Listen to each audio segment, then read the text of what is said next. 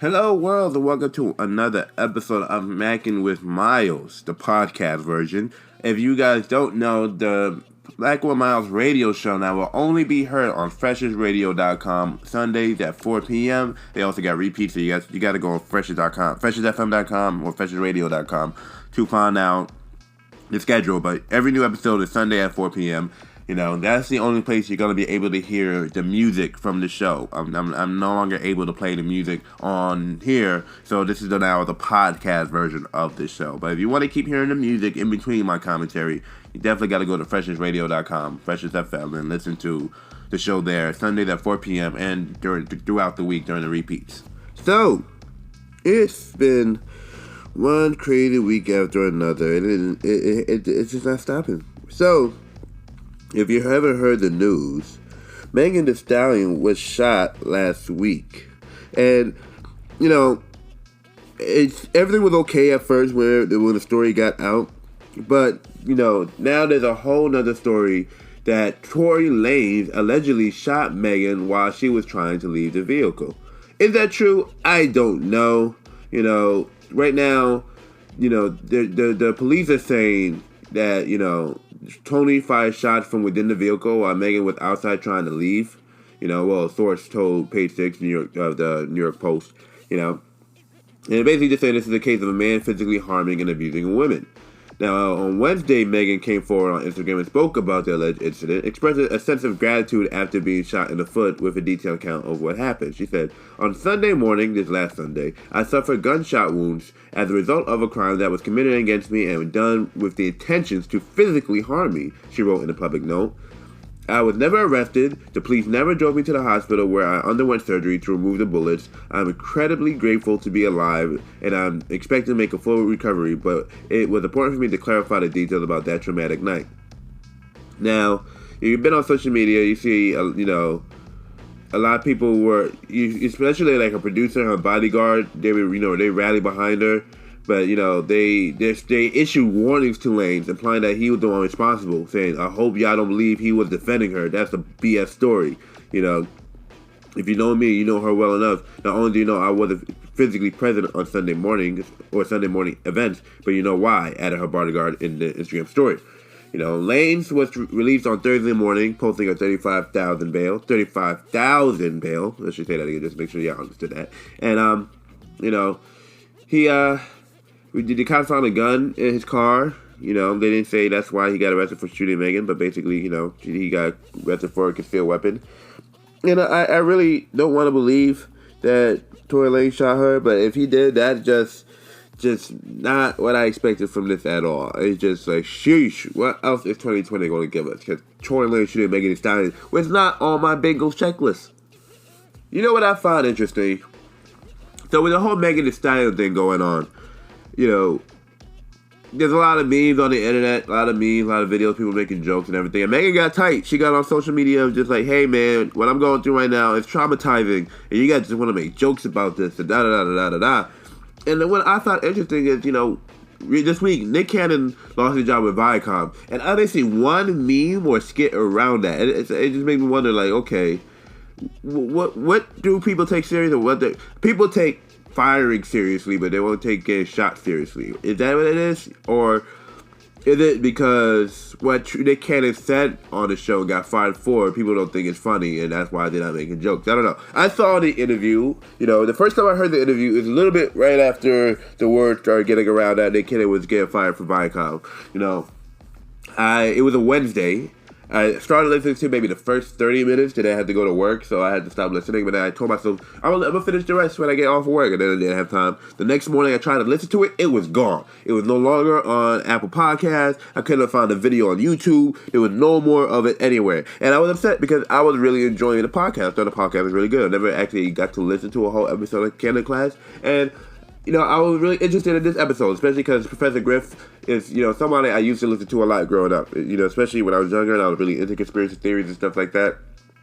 So, like, I'm listening to the episode, and it's what I just find interesting is a lot of times in the show, there was like, you know, we're saying this with love. We're not trying to be anti-Semitic. When, you know, they tried so hard to basically stay on, you know, a path where there's like, hey, we don't mean, this is not about hate. we're not trying to bring anybody down. I know I can get in trouble for this. That's basically what they kept saying. I know I can get in trouble for this. I know things can go wrong, but I don't mean it like this. And people, especially when they were saying, people might construe this the wrong way. They might take it the wrong way. And that's exactly what happened. They took it exactly the wrong way. They took everything out of context, Because I never heard a part where they said all Jews are this. I didn't hear a part where he said all white people are this. He never said those things, He did bring up that, how they say cops, there's some bad apples with the police. Well, they were saying there's some bad apples within certain communities, They weren't talking about all white people are barbaric and didn't have this or that. They were talking about people who from the Nordic,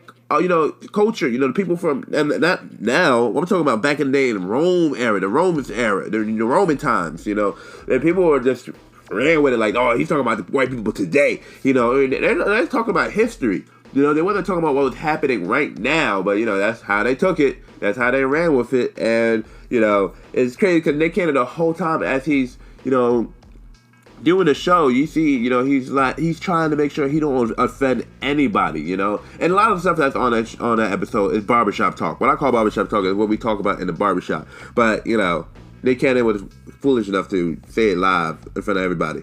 I feel like everybody who got mad about it didn't listen to the podcast because they took everything out of context. Like I mentioned it on Twitter and people just came and drove. So it was one or the other. It was either people who were, agreeing with me because I was like, you know what, I'm not going to support Viacom. No more BET Plus, no MTV, no VH1, no Paramount Pictures, no CBS All Access because what's the point of giving them my hard-earned money and they're just going to get rid of my favorite personality on that programming because when Dog the Bounty Hunter went ahead and said nigga a bunch of times or even killed a black person in the 70s, they still gave him a couple shows.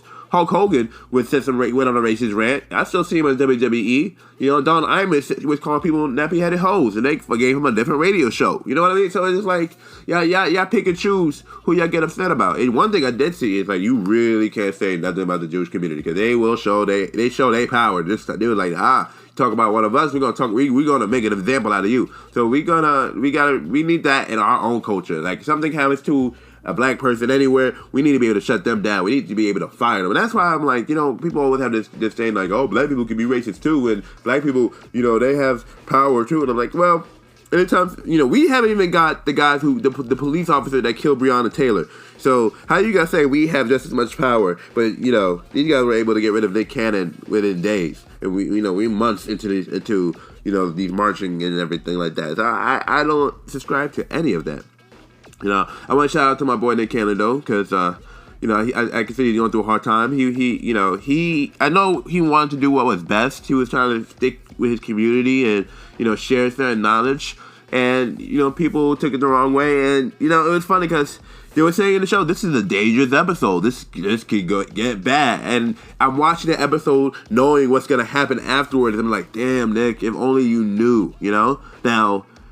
Would it have been best for him not to share that information? I don't know. I don't think the issue was that Nick was saying the stuff. I think it's because he had Professor Griff on the show. Because they can't... what are they going to do to Professor Griff? They got no show for him to cancel. He don't have no big sponsors. So the best thing they could do is go after Nick. Because Nick is the one who brought him on the show to share his knowledge, to promote his book and stuff like that. You know what I mean? So a lot of people don't want to go into, because it's, when it comes to like our melanin and all the stuff, they start saying, it's not scientific fact, it's pseudoscience, whatever. I personally did find nothing wrong with the podcast. I did not see it was anti-Semitic. They talked about history, they talked about class struggles, and the thing is, a lot of stuff that they brought up could be looked up. You know what I mean? It's not like they were sitting here saying all white people are evil, all Jewish people are evil. That is not what they were saying at all. But that's what the media twisted it to be, and I think that's totally unfair. And I guess that's the way how things are in media landscape now. It doesn't matter what you say. It's how the public perceived it, because Viacom made it seem like this man was over here becoming the black Alex Jones. You know what I mean? And that's not fair. That's not fair. I'm going to support Nick Cannon no matter what. I'm not going to lie and say I was watching, all my life, Wildin' Out, because I definitely stopped watching Wildin' Out after it went to MTV2.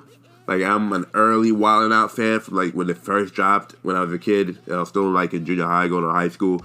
But, you know, I supported Nick everywhere after that. Whatever movies, whatever shows, even music. I listen to Nick Cannon music. That's how much I support Nick Cannon. You know, and that's my road boy. That's my road dog. You know, like, I grew up watching that man. You know, that's, like, I see me in it. You know what I mean? So it's like, I'm not going to cancel Nick Cannon. You know, I'm waiting for that new She-Ball movie he produced with, you know, with Chris Brown and Birdman. They got a new movie called She-Ball. I'm waiting on that. You know, I saw his last movie, King and the Dance Hall. That was all right. But, you know, anything Nick Cannon does, I'm a support. And wherever he goes next, I'm a support. I see that Diddy's invited him to come to Revolt. And, you know, Diddy got an interesting history when it comes to dealing with artists and stuff like that. So I'm just like, be careful, Nick. You know, but, you know, I do appreciate black people standing together and like, yo, we can do this together. We can make this work. Black owned everything, you know, so I'm down for that, you know.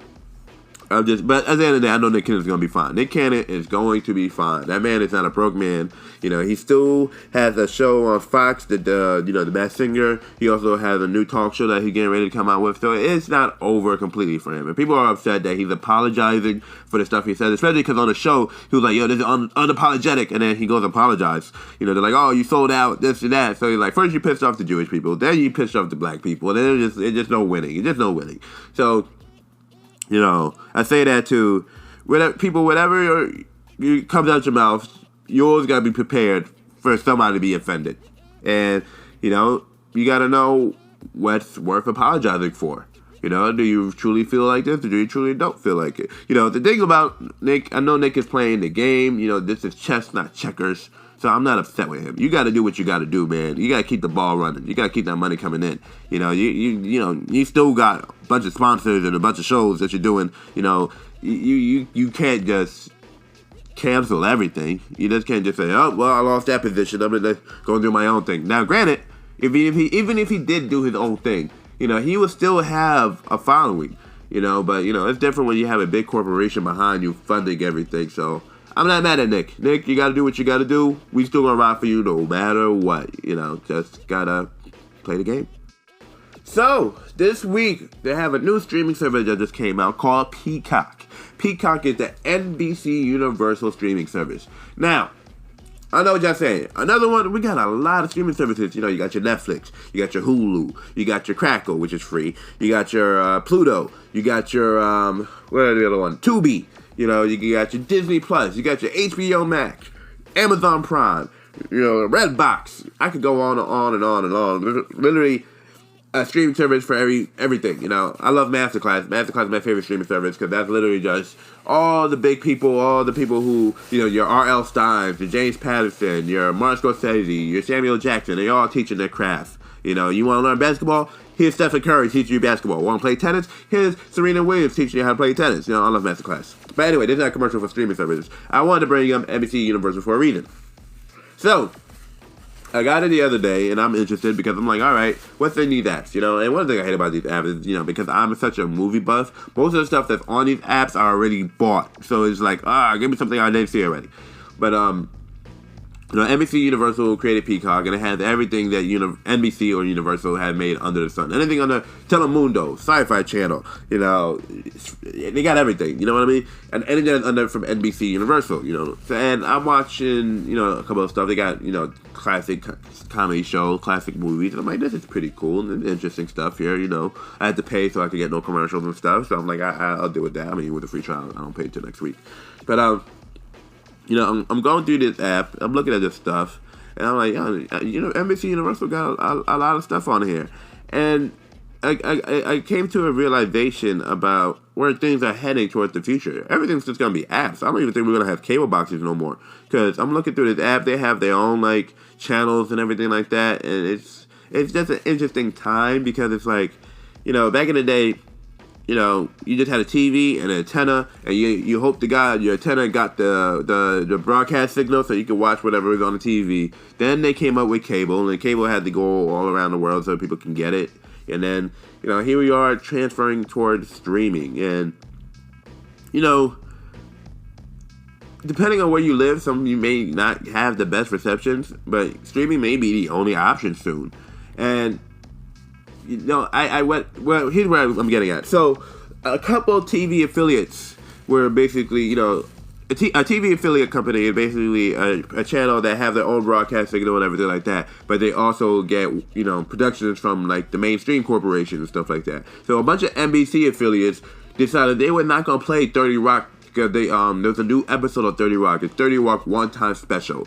Tina Fey, Alec Baldwin, Tracy Morgan. They just like, hey, we're going to bring this sitcom one more time, because everybody's in quarantine. And a bunch of affiliates like, oh no, we see your bullshit. We're not letting that rock. Because it wasn't produced by NBC Productions or Peacock Productions. It was produced by their advertising division. So they're like, oh no, you're not going to play a whole 1 hour commercial for Peacock on our TV station. Nah, you're not doing that. You can keep that to yourself. And when I heard that, I was like, let me watch this. Let me see how much of this is a commercial. You know what I mean?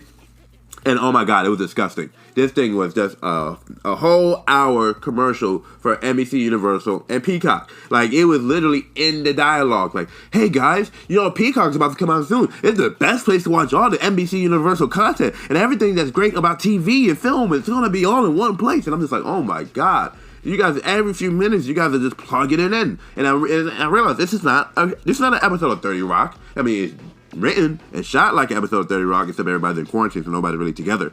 But it's really just a commercial featuring the 30 Rock cast. That's all it was. And I'm sitting here like, I can't believe they got away with this. Like, I mean, granted, you're playing it on your channel, you can do whatever you want. But it's just like, whoa, this is just it was just disgusting. It's like, you guys are just gonna just sit here and just sell all day, and the way that they were just kissing advertisers' ass, like, hey guys, you can come to Peacock and you can show your ads to your your consumer base on our app. Why even bother with TV anymore? So I can understand why all these NBC affiliates were like, we want no parts of this. You're not playing this 30 Rock special on our channel because you're basically telling our audience to go to stream and don't watch TV no more. And I can tell you this now. If you just open an NBC streaming app, there's a chance that, the Peacock app, there's a chance that you probably don't have to watch TV no more because they have so much content on there that you wouldn't have to watch anything. So I can see why these guys were getting upset because it was just disgusting, just nasty. Alright, y'all, that was this episode of Mackin with Miles. Like I said, if you want to be able to hear the music in between the commentary, you gotta go to freshesradio.com and listen to it on Freshest FM Sundays at 4 p.m. And make sure you guys tune in. The same stories I say here will be on Freshest News. You'll be able to find it on callnews.com or freshesradio.com or Freshest YouTube. There's a number of places you can find this content that will find me. Until next time, much love, God bless, 2 pieces of chicken grease. I'll see you later.